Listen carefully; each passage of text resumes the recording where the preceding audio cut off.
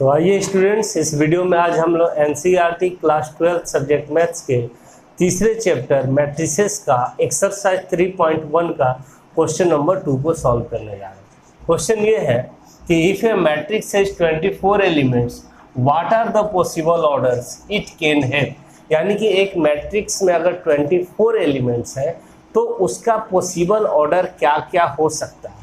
इसका मतलब कि 24 एलिमेंट्स अगर आपको दे दिया जाए तो उससे आप कितने तरह के अलग अलग मैट्रिक्स बना सकते हैं, उन सभी का ऑर्डर लिख देना है। यही तो क्वेश्चन पूछा जाए। सेकेंड क्वेश्चन है इसमें कि what if it has 13 element, यानी कि अगर 13 एलिमेंट्स है तो 13 एलिमेंट के द्वारा आप कितने अलग अलग मैट्रिक्स बना सकते हैं, उसका भी ऑर्डर लिखना है।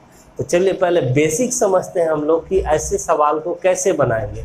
यहाँ 24 नंबर्स जो दिया हुआ है ये कंपोजिट नंबर है, भाज्य संख्या, तो इसका अलग अलग आपको ऑर्डर बताना है। इसका एक अलग तरीका होता है और एक जो 13 है ये एक प्राइम नंबर है, अभाज्य संख्या, इसका गुणनखंड हम लोग नहीं कर सकते हैं, फैक्टराइज नहीं कर सकते हैं, तो इसका एक अलग रूल होता है। और दोनों का रूल समझ लेते हैं पहले बेसिक से, क्या क्या हो सकता है। यहाँ पर कोई भी नंबर अगर आपको देता है तो आप आगे एग्जाम में बना सकते हैं। समझते हैं हम लोग। मान लीजिए कि कोई मैट्रिक्स में अगर एक एलिमेंट दिया जाए, अगर कहेगा कि एक एलिमेंट है, तब उसका पॉसिबल ऑर्डर क्या क्या हो सकता है एक एलिमेंट वाले का।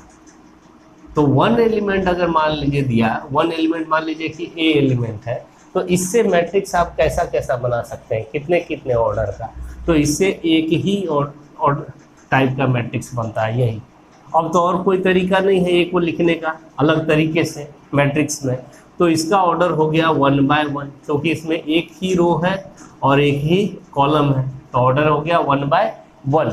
यानी कि अगर एक एलिमेंट है तो एक ही पॉसिबल ऑर्डर है, वो भी कौन सा, 1 बाय 1, 1 पॉसिबल ऑर्डर, बस 1 पॉसिबल ऑर्डर, और वो भी 1 बाय 1।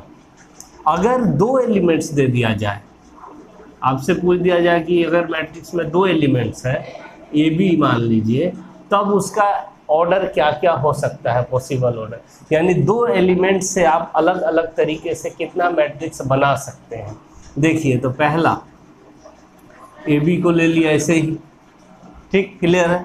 और दूसरा तरीका, हम ऐसे भी तो ए बी को अरेंज कर सकते हैं, ए बी ऊपर से नीचे की ओर, ये हॉरिजॉन्टल लाइन, ये वर्टिकल लाइन। तो अब और कोई तरीका है क्या आपके पास 2 एलिमेंट्स को अरेंज करके मैट्रिक्स बनाने का? अब तो और कोई तरीका नहीं है, यही 2 तरीका है। इसका मतलब अब क्या पॉसिबल ऑर्डर मिला, इसका ऑर्डर तो हो गया आपका कितना, 1 बाय 2, क्योंकि 1 रो और 2 कॉलम्स C1 और C2, एक रो और 2 कॉलम है तो ऑर्डर हो गया 1 बाय 2। इसका ऑर्डर हो जाएगा 2 बाय 1, क्यों, क्योंकि इसमें 2 रो और 1 कॉलम है। तो कितना पॉसिबल ऑर्डर हो गया आपका, हो गया एक यहाँ और एक यहाँ, 2 पॉसिबल ऑर्डर, 2 पॉसिबल ऑर्डर्स। कौन कौन सा, तो 1 बाय 2 एंड 2 बाय 1, यही 2 पॉसिबल ऑर्डर हो सकता है अगर 2 एलिमेंट्स रहा तो, ठीक है। और 2 कैसा नंबर है, प्राइम नंबर, यानी कि उसका हम लोग फैक्टराइज नहीं कर सकते हैं। तो जब भी प्राइम नंबर आएगा आपको सवाल में और पॉसिबल ऑर्डर पूछेगा, तो उसका 2 ही पॉसिबल ऑर्डर हमेशा आंसर देना है, 1 बाय उतना और जो भी नंबर रहेगा उतना बाय 1। जैसे कि 13 क्या है, प्राइम नंबर है, कभी इसका फैक्टराइज नहीं कर सकते हैं, तो इसका पॉसिबल ऑर्डर होगा 1 बाय 13 एंड 13 बाय 1।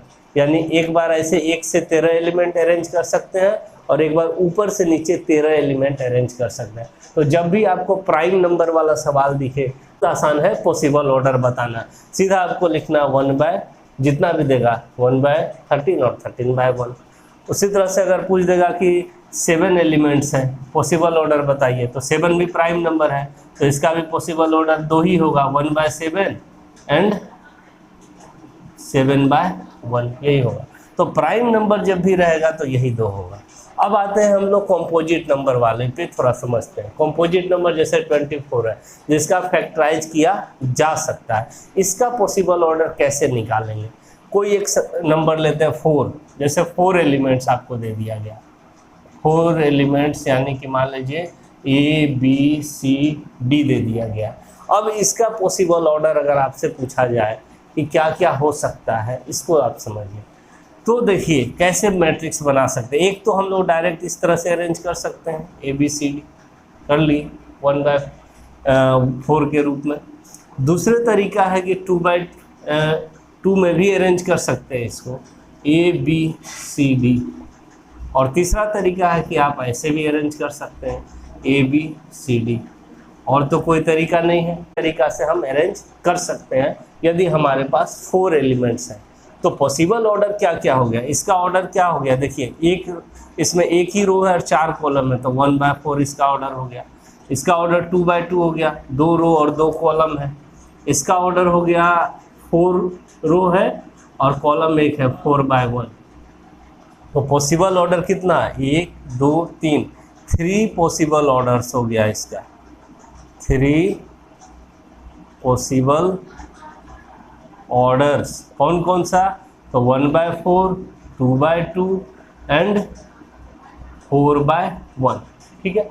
तो अब बेसिकली आपको ये समझना है कि अगर कंपोजिट नंबर दिया तो कैसे बताएंगे। 4 का तो आसानी से हम लोग यहाँ ऐसे ही कर लिए, लेकिन इससे बड़ा नंबर कोई दे दिया, 24 दे दिया है, 36 दे देगा, 12 दे देगा, तो क्या करेंगे। तो कंपोजिट नंबर का जैसे ही आपको देगा निकालने, आपको करना ये है कि उसका आपको फैक्टराइज करना है और ऐसा 2 नंबर फाइंड करना है पेयर में, जिसको मल्टीप्लाई करके वही वाला नंबर आ। सारा बेसिक हम लोग समझ लिए। अब हम लोग को सवाल को सॉल्व करने में लिखना क्या है, कैसे लिखना है, चलिए इसे देख लेते हैं। तो हम लोग सॉल्व कर लेते हैं अब सवाल को कि if a matrix has 24 elements what are the possible orders it can have.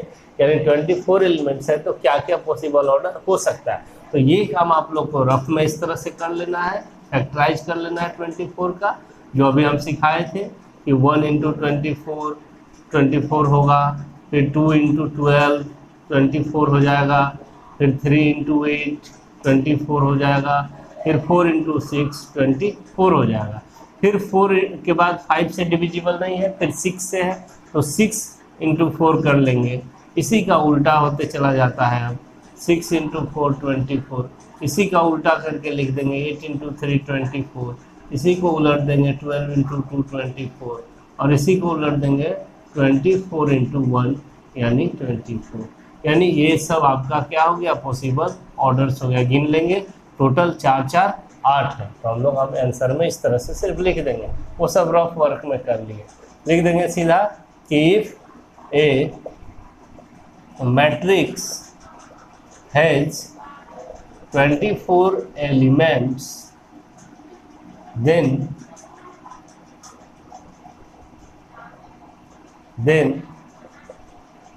there are 8 possible orders, namely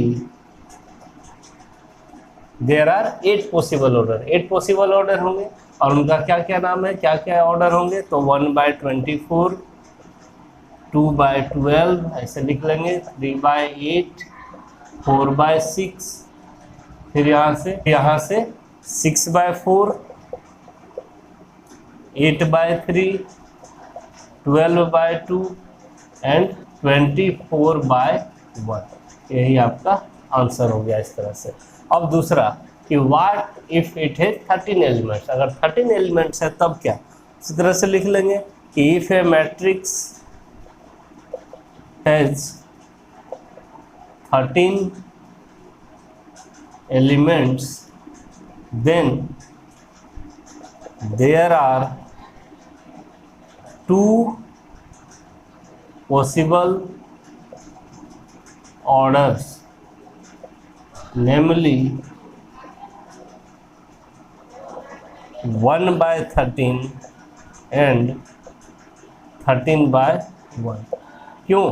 क्योंकि जैसे ही आपको दिखेगा कि ये प्राइम नंबर है 13, सीधा इसका फैक्टराइज तो यही ना होगा, और तो कोई दूसरा तरीका नहीं हो सकता 1/13 नहीं, क्योंकि प्राइम नंबर को तो हम लोग फैक्टर कर नहीं सकते हैं।